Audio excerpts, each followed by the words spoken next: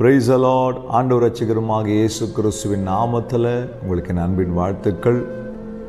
நாம் ஆராதிக்கிற தேவன் இதுவரைக்கும் உங்களையும் என்னையும் நடத்தினார், இனிமேல் இதை காட்டிலும் மேன்மையாக நடத்துவார். நம்முடைய வாழ்க்கையில் அநேக ஆசீர்வாதங்களை கர்த்தர் வச்சிருக்கிறாரு. சுதந்திரிக்க நினைக்கிறோம், சுதந்திரிக்க முடியல, ஏதோ ஒரு தாமதம். இதுக்கெல்லாம் ஒரு சின்ன காரணம் இருக்குது. இன்னைக்கு அதை வார்த்தையின் மூலமாக தியானிக்க போகிறோம். நம்முடைய தேவைகள், நம்மளுடைய காரியங்கள் எல்லாவற்றையும் நம் கண்கள் பார்க்கும் பொழுது நம்ம ஒன்று ஞாபகம் வைத்துக் கொள்ள வேண்டும், இதை எல்லாவற்றை காட்டிலும் என் தேவன் பெரியவராயிருக்கிறார்.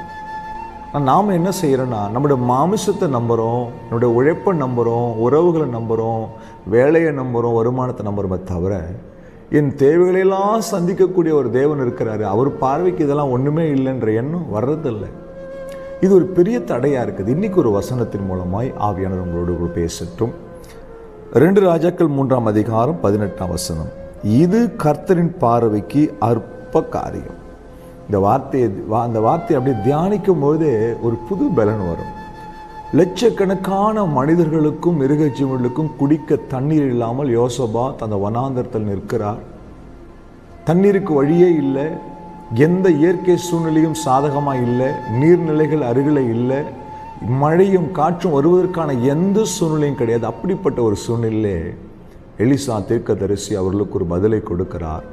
நீங்கள் காற்றையும் மழையும் காணப்போகிறதில்லை, ஆனாலும் உங்கள் பள்ளத்தாக்குகள் நிரப்பப்படும். என் அன்பு தேவ பிள்ளையை சொல்லிட்டு அவர் சொல்றாரு, இது கர்த்தருடைய பார்வையில் அற்பமான காரியம். என் அன்பு தேவ பிள்ளையே, நம்முடைய வாழ்க்கையில் நாம் எதிர்பார்த்து கொண்டிருக்கிற எல்லா பெரிய சிறிய காரியங்களை காட்டிலும் நம் தேவன் பெரியவர். அவர் பார்வையில் அது எல்லாம் அற்பமான காரியம்.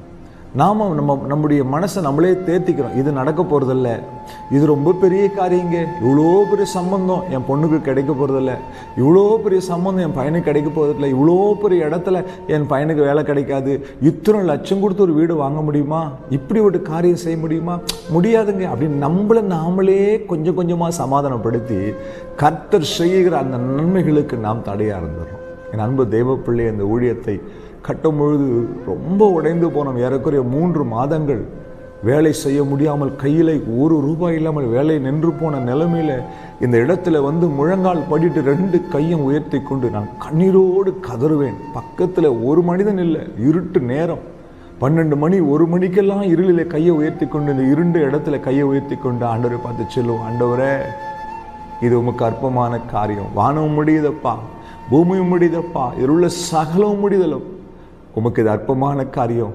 இந்த ஆலயத்தை, இந்த சிறிய ஆலயத்தை கட்டுறது உமக்கு அற்பமான காரியம். நீர் சொல்லாகப்பா, நீ கட்டளை நிற்கப்பா, எனக்கு உதவி செய்யுங்கப்பா, இந்த வேலையை கட்டி கொடுங்கப்பா, முடிச்சு கொடுங்கப்பா, நான் ஆண்டவர்கிட்ட கதறி இருக்கிறேன். கர்த்தர் ஜெபத்தை கேட்டார், ஜெயத்தை கொடுத்தார், காரியத்தை மாறுதலாய் முடிய பண்ணினார். என் அன்பு தேவ பிள்ளை, உங்கள் வாழ்க்கையில் கூட தேவைகள் இருக்குதா? அந்த தேவைகளை பார்த்து கலங்குறீங்களா? தைரியமாய் சொல்லுங்க, என் தேவனுக்கு இது அற்பமான காரியம்.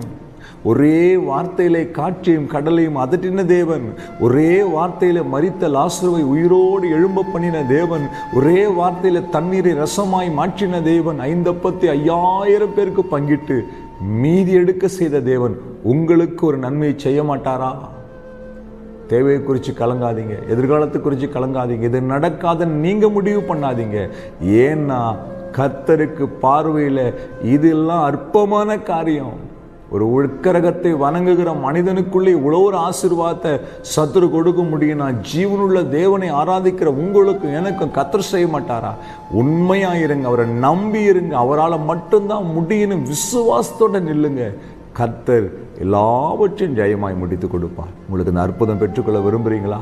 உங்கள் தேவைகளுக்கு முன்னாடி அதை பார்த்து சொல்லுங்க, என் தேவனுக்கு இது அற்பமான காரியம். இந்த 5 லட்சம் என் ஆண்டவருக்கு அற்பம், இந்த வேலை என் ஆண்டவருக்கு அற்பம், இந்த வீடு வாங்குறது என் ஆண்டவருக்கு அற்பம், அவரால் முடியாது இல்லை, எத்தனை லட்சம் ஆகட்டும், என் ஆண்டவருடைய பார்வையில் இது அற்பமான காரியம். அவர் நினைச்சா என்னை ஆசீர்வதிப்பார், அவர் நினைச்சா எனக்கு வாசல் திறப்பார், அவரால் முடியும்னு நீங்கள் நம்புங்க.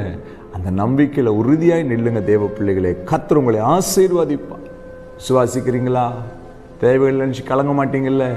தைரியமாக சொல்லுங்க, இது என்ன கர்த்தருடைய பார்வைக்கு அற்பமான காரியம். ஜெபிக்கலாமா? எங்களை நேசிக்கிற நல்ல கர்த்தாவே, இந்த வார்த்தை கேட்க ஒவ்வொரு பிள்ளைகளுக்கு ஒத்தாசை கடந்து வரட்டும். தேவைகள் நினைத்து கலங்குற நம்முடைய பிள்ளைகளை ஆசீர்வதியும். தேவைகளை சந்தித்து நடத்தும். இது நம்முடைய பார்வைக்கு அற்பமான காரியம். நன்றி. இயேசு கிறிஸ்துவின் நாமத்தில் பிதாவே, ஆமென். அல்லேலூயா. God bless you.